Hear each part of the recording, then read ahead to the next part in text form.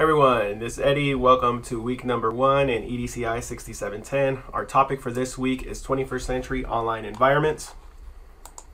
So to begin our objectives, this week we really want to get to know each other and understand the experiences that we're bringing together to this learning space. And this is going to be very important for our conversations as we're moving forward. For example, if I'm a middle school teacher and then there's this rock star kindergarten teacher, understanding where they're coming from, understanding their experiences is really going to help me better recognize the challenges that they're facing, and then even understand how the children are developing at these different levels. Next, we really are going to begin to understand our relationship to technology. And this is going to be important because as we begin to understand our relationship to the technology, we can better assess how the students are participating in their own online technology lives.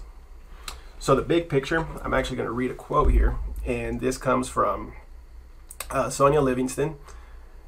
And it goes like this: "Perhaps for the first time in history, children genuinely have knowledge of value in the wider society well beyond the small private sphere in which they are often sequestered.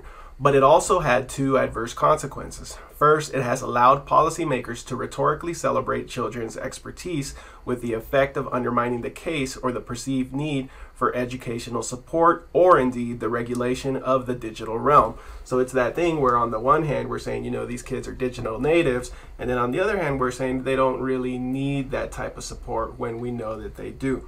The activities, the readings, everything that we're going to do this week is going to kind of build together to create a foundation from where we could begin to understand the experiences that our students are having.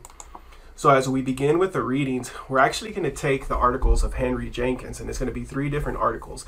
And it's interesting because they're all 3 articles are related. So the first one begins with what was really one of his seminal works that talks about what online participation looks like for students. Then the 2014 article is a reflection on that first piece.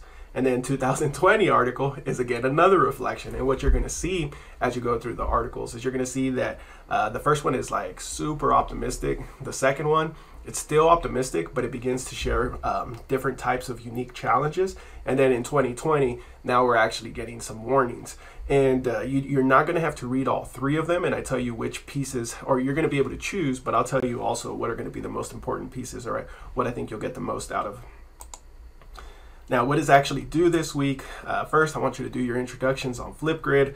That should be done by Thursday night. Next, you're going to participate in the Flipgrid discussion. You're going to actually have to start by sharing on Friday your initial post, and then you're going to do you're going to respond to 2 of your colleagues by that Sunday.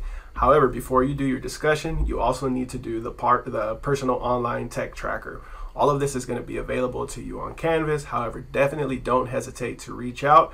I look forward to seeing you all online this week. Stay blessed and just have a great week.